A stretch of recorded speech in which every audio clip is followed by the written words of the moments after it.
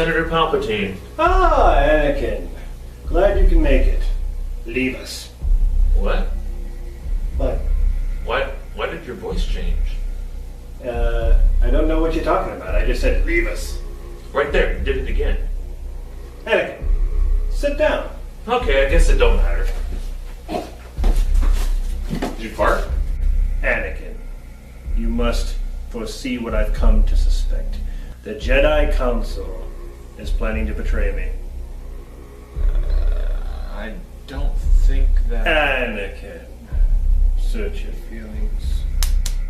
You know, don't you? My feelings have been changing lately, and I've gotten hair in places I haven't before. They want me to spy on you.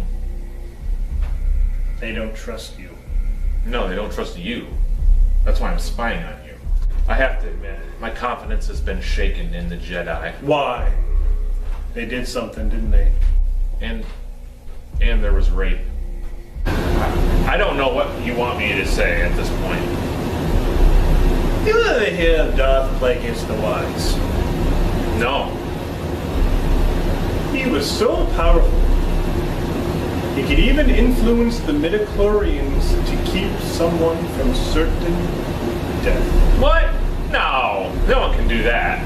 That's bullshit. Is it possible to learn this power? Not from a Jedi. How can I stop Padme from dying? I keep having visions of her death in child labor. She's pregnant, by the way. I fucked her. I hate Mace Windu. He keeps making me sit down in the council, and he's such a dick. Thank you, Your Grace.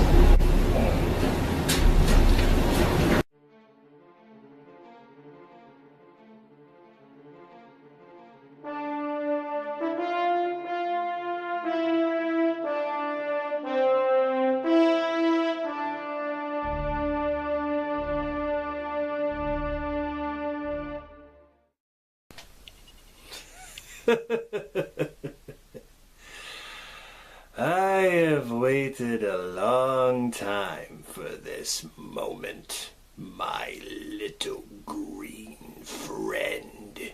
Continuing on with my Star Wars movie series marathon. Today we are going to tackle Star Wars Episode 3, Revenge of the Sith.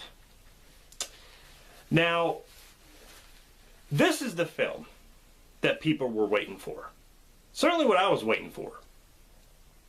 Because when it comes to the prequel trilogy, it is essentially the story of Anakin going from being a kid to a Padawan learner to a misunderstood Jedi who turns to the dark side.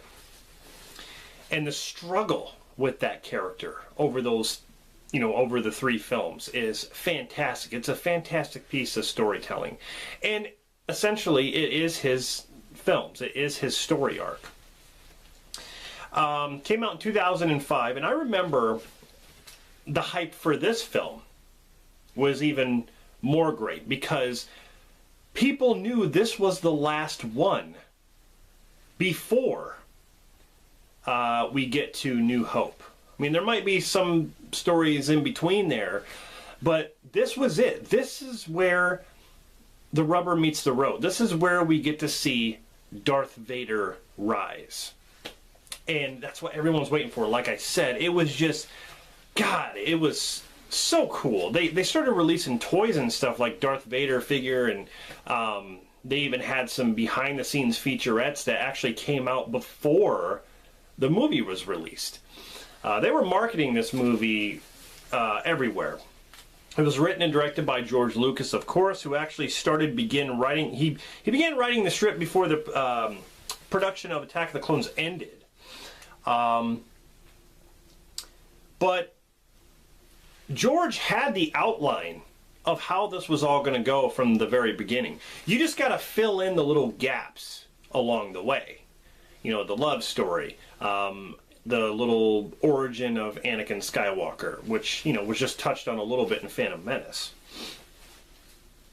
But the story is, it begins 3 years after the onset of the Clone Wars, and the Jedi Knights are spread across the galaxy. I mean, they're all over the place. There's a massive war against the Separatists.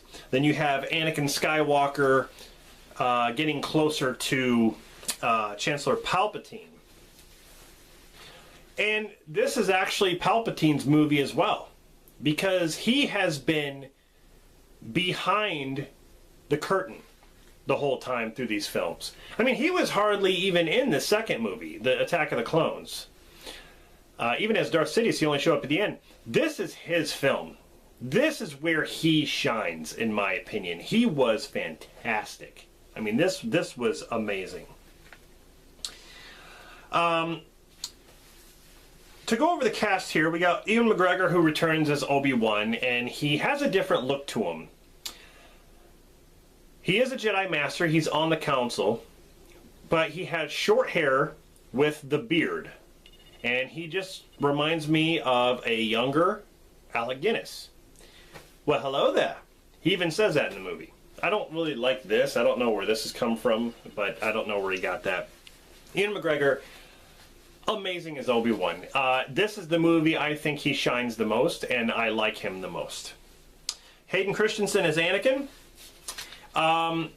He was actually praised for his performance more than he was in The Attack of the Clones by, I guess, critics themselves. But me personally, I thought he shined more in Attack of the Clones. I thought his acting was actually better in Attack of the Clones than it was here, because in this movie he's kind of off and on. Some of the dialogue he says, like, "I pledge myself to your teachings. What have I done?" Just, it's bad writing, but it's bad delivery. It's bad delivery by him. I just think he could have done better. But the emotions, the times when he drifts on into the dark side, he gets awesome. But then again, when he confronts Obi-Wan at the end, some of the stuff he says, you know, he's like, "Don't make me kill you. From my point of view, the Jedi are evil." You know, it's like this. Some of the stuff he says is just kind of cringy, I want to say. But Hayden Christensen did appear in the Darth Vader suit, which was awesome, because, you know, he begged and pleaded for it.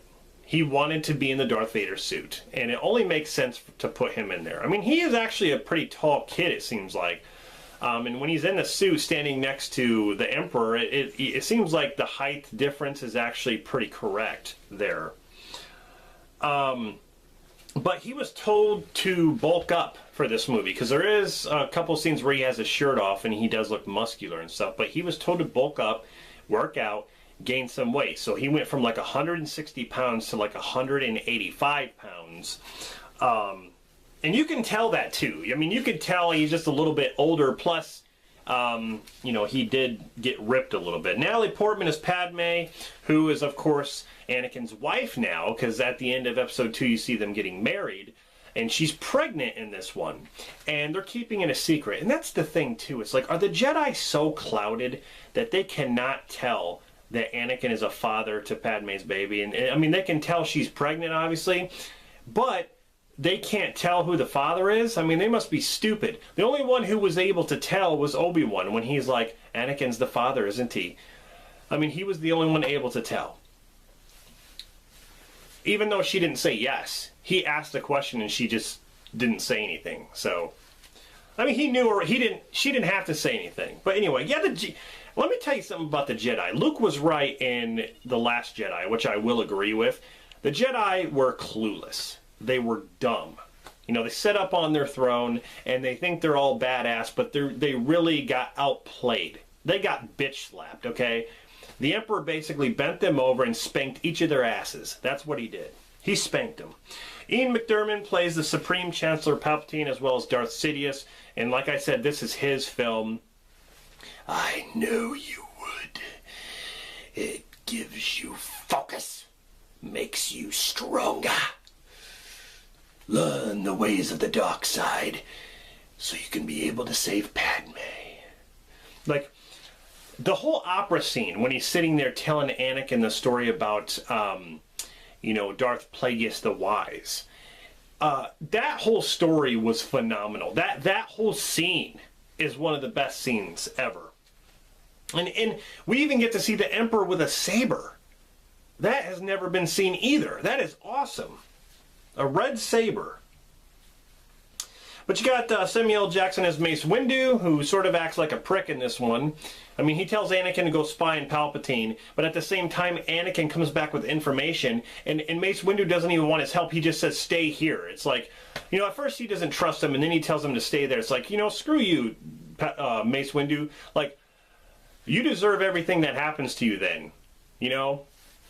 Anakin shows up anyway, but I'm saying the point is that Mace didn't even trust him. So, but he has a pretty cool sword fight, or a lightsaber fight with Palpatine. So, Jimmy Smits as Bail Organa has a little bit more to do in this. I like how he's on the Tantive 4, which is actually in, you know, that's the New Hope ship that they end up on. Christopher Lee is Count Dooku, who has a small appearance in this. I didn't really care for him in this movie. It was just sort of not needed in a way. Because the whole, like, first hour, or even, like, the first half hour of the film is basically a rescue mission.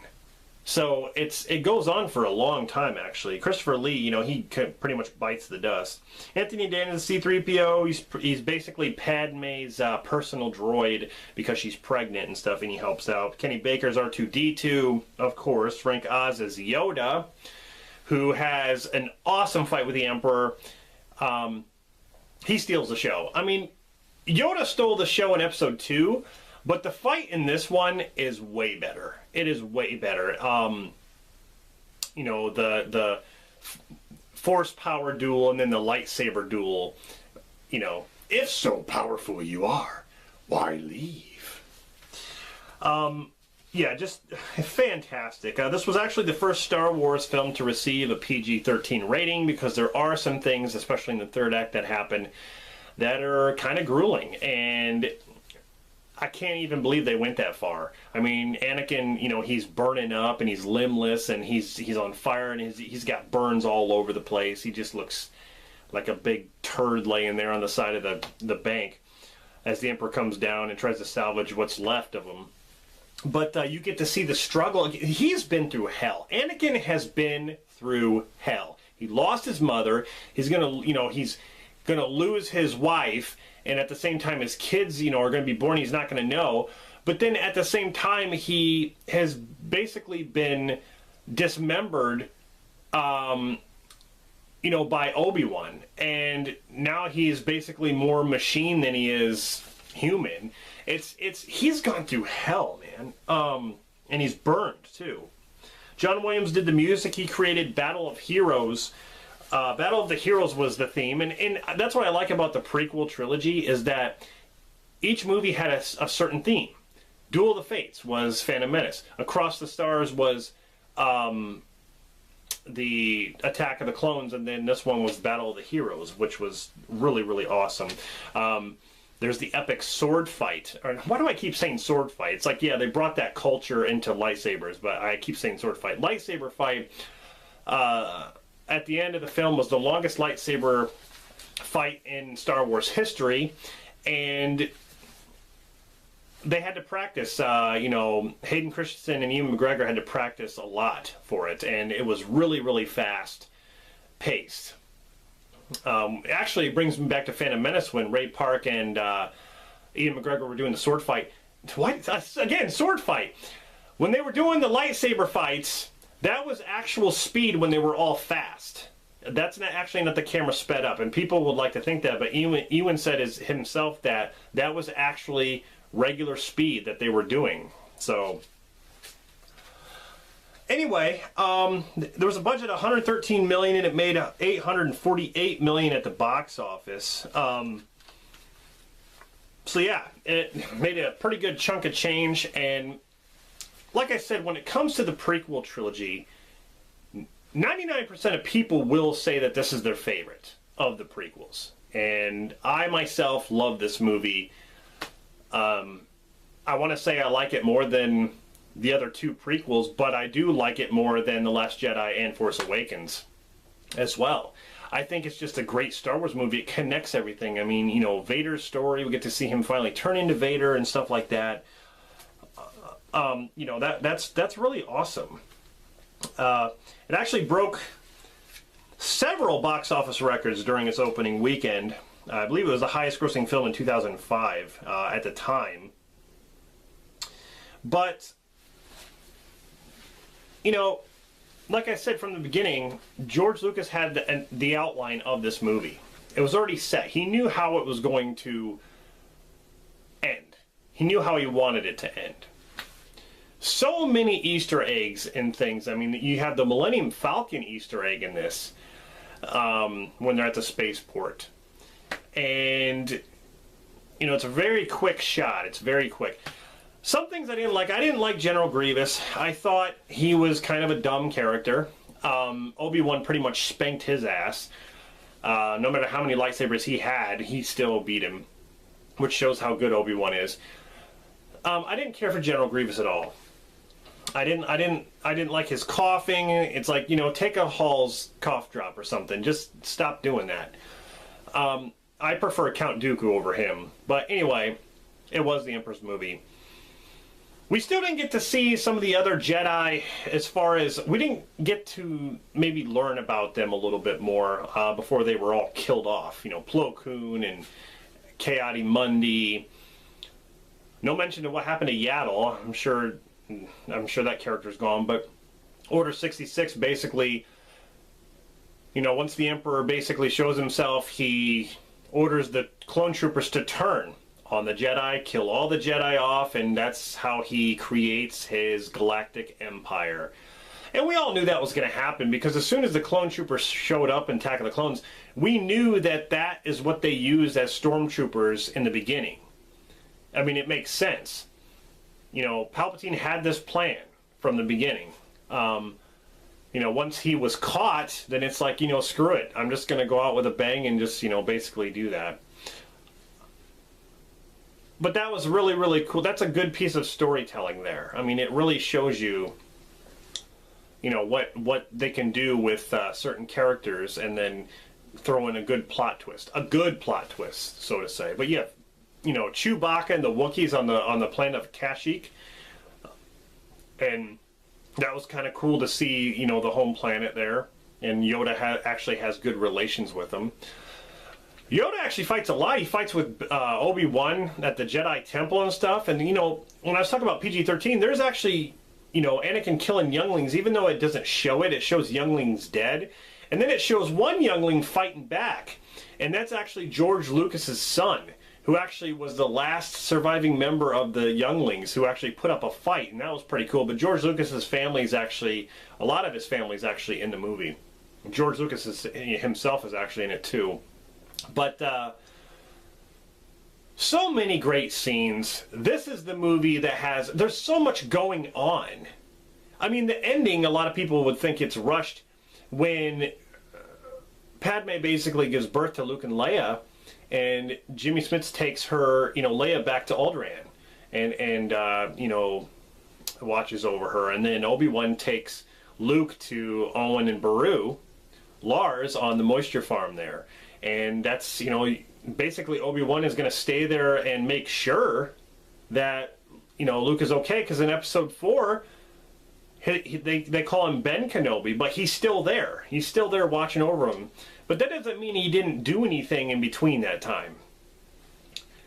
That's very interesting. You know, Yoda goes into exile because he feels that he failed, and the Jedi did fail. They did. They failed, and you know, he's going to go into hiding.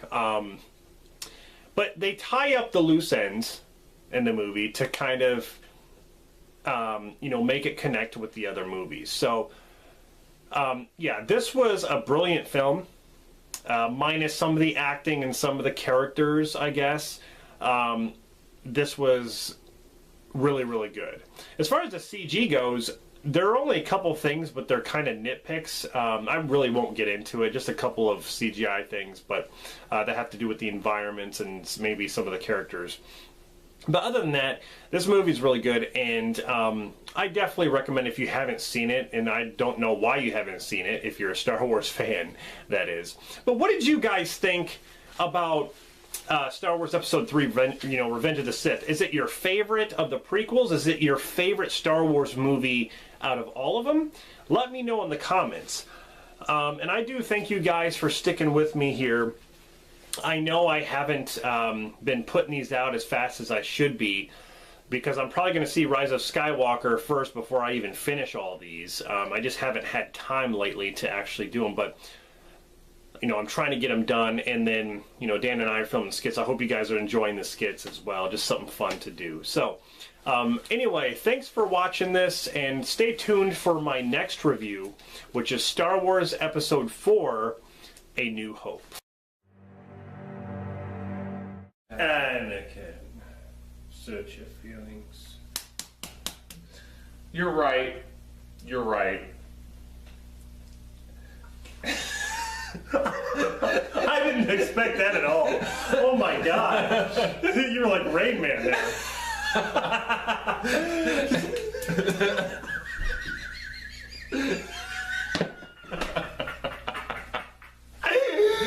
The Jedi Council is planning to...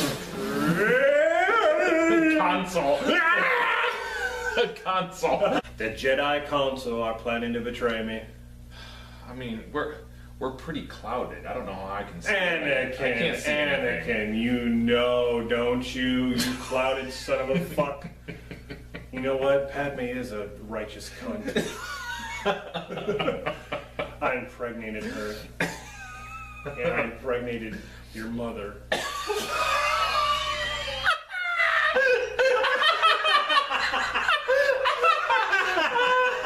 Who's down there? Goonies. I have to admit, my confidence in them has been shaken. Why? They did something, didn't they? They raped you in the ass? He could even influence the midichlorians to keep someone from certain death. What? No one can do that. That's bullshit. You're a liar. The power to the dark side is one of many abilities some would consider unnatural. You're a Sith Lord? Yes! Whatever happened to Darth Plagueis? His apprentice killed him in his sleep. He could not save himself from death. Is it possible to learn this power? Not from a Jedi. I'm looking at you. What are you looking at? I'm looking at you. Your head. Your head. Leave us. Is it possible to learn this power from somebody else? Like, I know Darth Plagueis is dead, but how about someone else? Count Dooku. The Count? I didn't know he was still alive. He was thrown out of the Jedi Order. He doesn't trust you, does he?